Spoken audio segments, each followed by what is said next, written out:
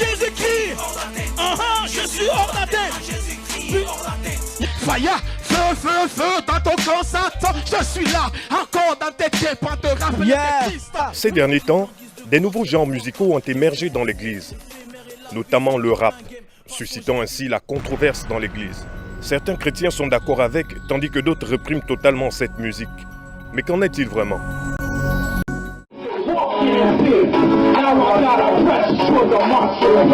Beaucoup de louanges chrétiennes sont envahies de rythmes dont, pour certaines, les origines sont édifiées sur des idéologies rebelles au Créateur, sur une rythmique inspirée par les démons.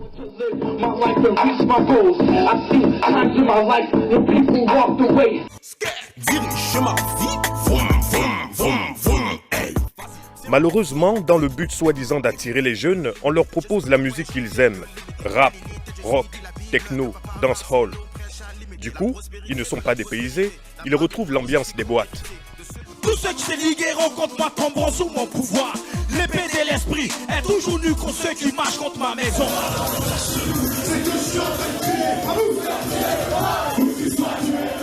De plus en plus, des rappeurs dits chrétiens ont accepté des pratiques païennes pour essayer de se mettre à la page ou au goût du jour. Certains font des featuring avec des païens, d'autres ont un look et un style complètement mondain. L'évolution des mentalités chez ces rappeurs se font principalement par mimétisme avec ce qui se fait dans le monde.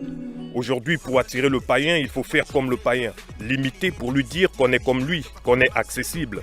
Il faut lui montrer qu'on est in et dans la place.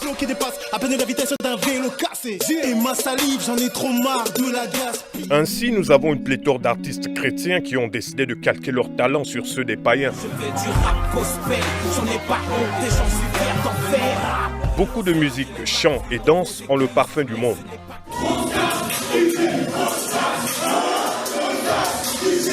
Combien des chrétiens qui ont assisté à ces concerts de rap gospel finissent par rétrograder parce que les désirs de leur chair ont été réveillés. En Jésus-Christ, je suis hors la tête.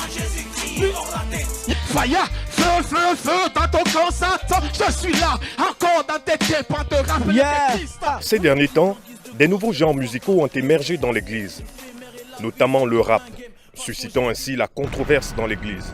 Certains chrétiens sont d'accord avec, tandis que d'autres répriment totalement cette musique. Mais qu'en est-il vraiment ?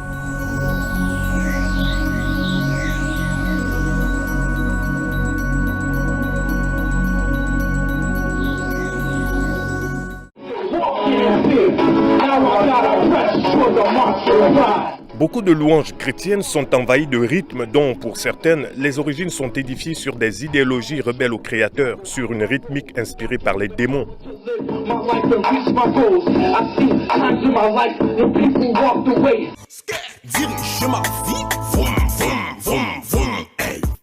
Malheureusement, dans le but soi-disant d'attirer les jeunes, on leur propose la musique qu'ils aiment.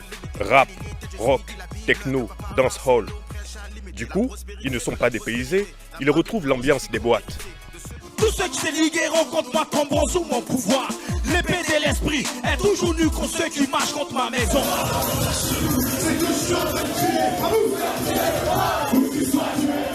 De plus en plus, des rappeurs dits chrétiens ont accepté des pratiques païennes pour essayer de se mettre à la page ou au goût du jour.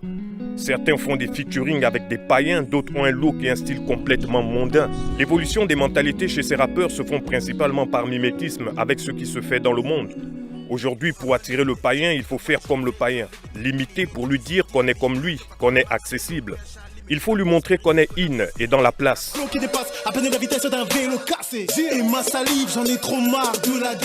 Ainsi, nous avons une pléthore d'artistes chrétiens qui ont décidé de calquer leurs talents sur ceux des païens. Beaucoup de musique, chant et danse ont le parfum du monde.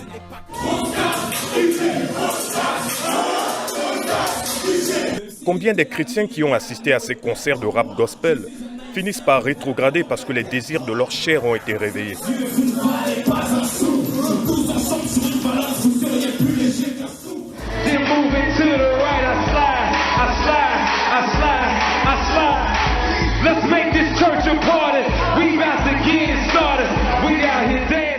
La musique que nous écoutons doit servir à nous entretenir spirituellement et à renforcer notre communion avec le Seigneur.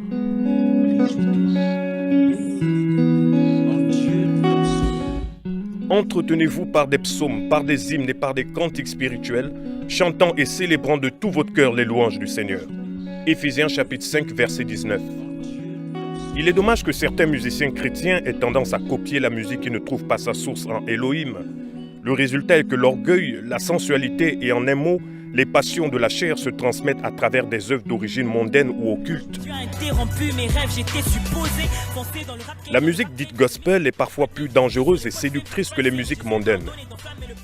Triste à dire, mais une grande partie de ce que l'on entend aujourd'hui n'est souvent que de la musique du monde avec des paroles chrétiennes.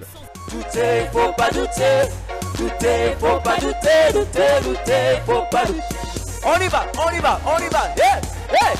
Tout le monde peut sauter comme ça. Tu peux me voir au fond de la boîte, ouais. Bouteille de champs.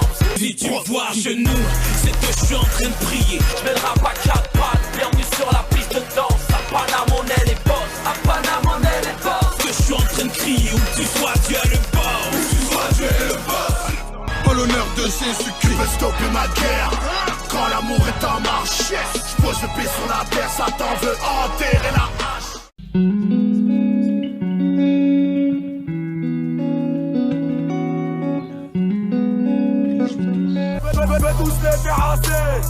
Je vais tous les terrasser. Prends punchline, on lance roquette. Je les attaque et les raser. C'est toujours les mêmes merdes à la radio. Penses-tu vraiment que Yeshua HaMashiach danse le rap? Ou carrément qu'il rappe?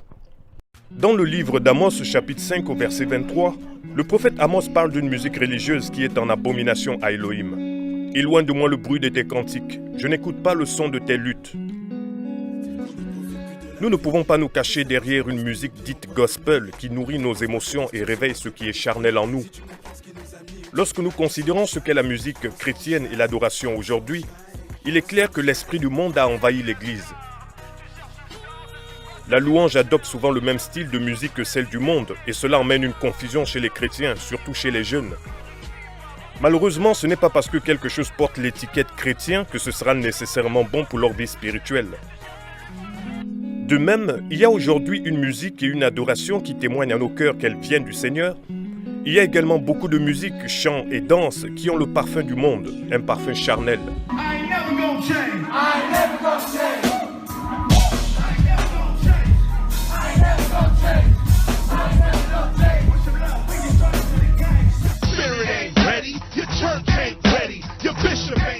Il est arrivé que nous soyons horrifiés de certaines musiques dites chrétiennes, au point où si nous n'étions parvenus à les identifier grâce à la mention du nom de Jésus, nous penserions que nous sommes sur une radio ou une chaîne mondaine en train d'écouter du hip-hop américain, du hip-hop français du style Kerry James ou encore du reggae jamaïcain. Get up, stand up. You must fight the fight. Debout, lève-toi. Et n'abandonne pas. En tant que peuple spirituel, on doit être capable de faire la différence entre la musique selon le Seigneur, une louange qui vient du cœur et qui édifie, et la musique selon l'esprit du monde, qui réveille notre chair et nos émotions.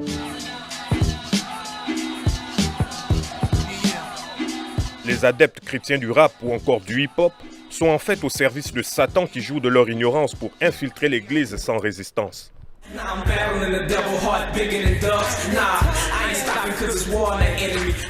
Dans l'église de Laodicée, la musique occupe une place prépondérante.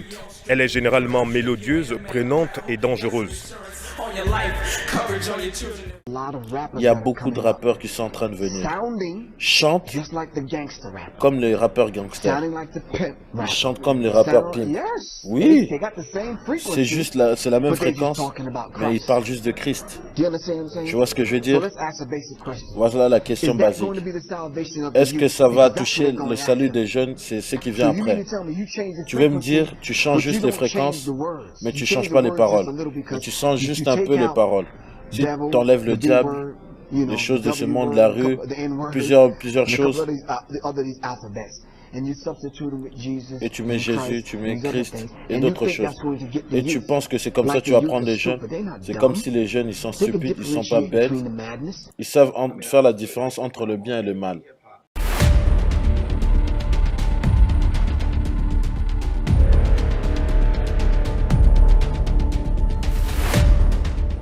Voici quelques extraits d'interviews des rappeurs et anciens rappeurs mondains concernant le rap.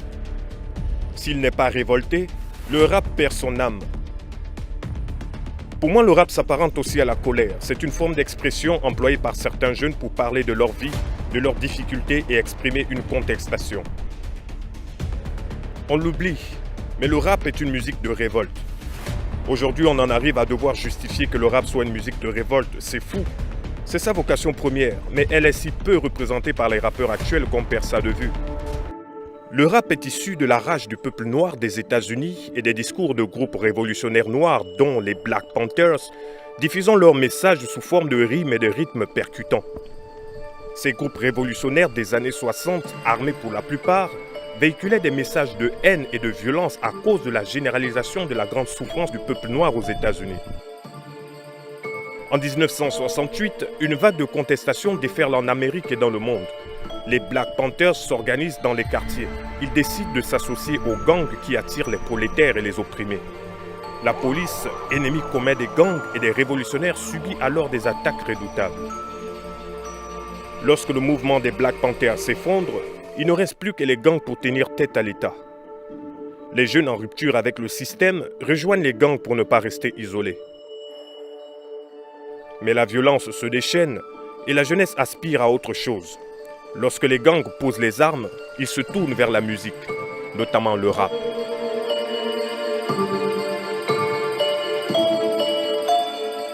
Le hip-hop, en particulier le rap, demeure une culture liée aux gangs. Le hip-hop est la plus grande religion auprès des jeunes. Ils modifient leur comportement à cause des messages subliminaux de la musique.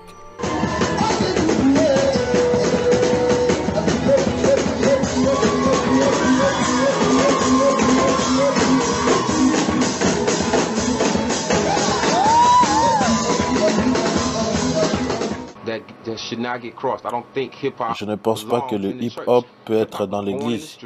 Le hip-hop est né dans la rue, c'est une culture qui est venue dans la rue. Tu ne peux pas me voir à l'église avec ma casquette devant les gens, faire les choses que je fais ici, dans l'église. Lecrae, le rappeur chrétien qui bouleverse l'Amérique, dit ceci: aimer la culture hip-hop et aimer Jésus. Mais Elohim dit: ne vous conformez pas au siècle présent, mais soyez transformés par le renouvellement de l'intelligence, afin que vous discerniez quelle est la volonté d'Elohim, ce qui est bon, agréable et parfait.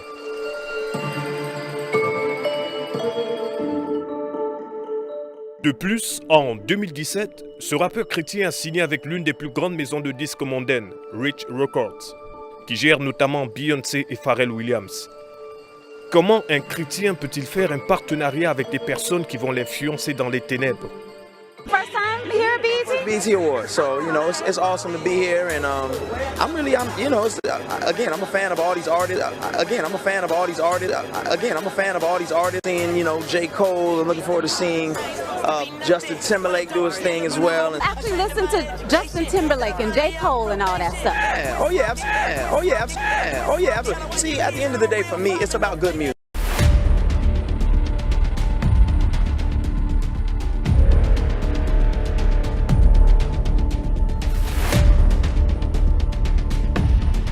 C'est dans les années 70 que Kevin Donovan, plus connu sous son nom d'artiste d'Africa Bambaataa, participa activement au développement de la culture et de la musique hip-hop.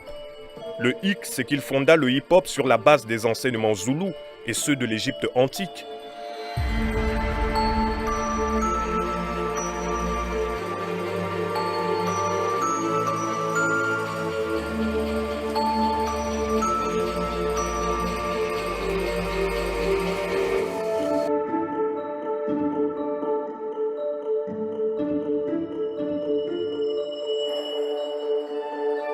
Par la suite, il créa aussi la Zulu Nation, une organisation internationale chargée de faire connaître la culture hip-hop à travers le monde entier. Il a fait un voyage en Afrique pour étudier les enseignements zoulous, l'aura de Pharaon et comment celui-ci s'autoproclamait Dieu. La culture hip-hop n'est rien d'autre qu'une véritable organisation religieuse satanique dont les rappeurs sont les prédicateurs.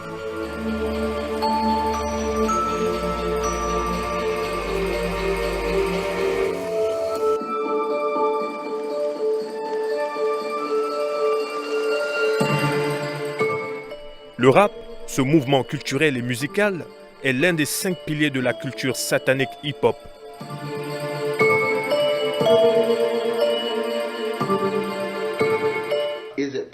C'est impossible d'être hip-hop saint et prêcher la parole. C'est impossible.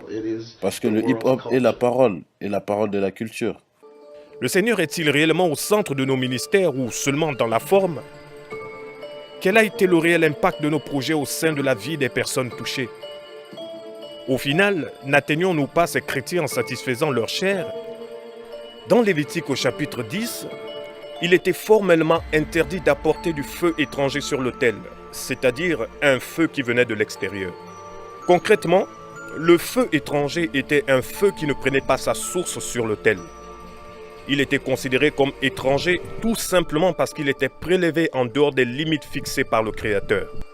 Alors un feu sortit de devant Yahweh et les brûla. Ils moururent devant Yahweh. La Bible fait mention d'un autre feu qui est symbole de jugement. Un feu sorti de devant Yahweh. Le Créateur ne laissera pas impuni quiconque s'approche de lui dans le service avec un feu étranger.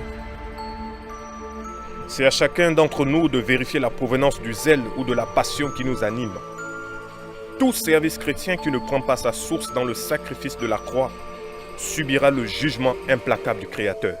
Get hip-hop out of the house of the Lord. Get hip-hop out of the house of the Lord.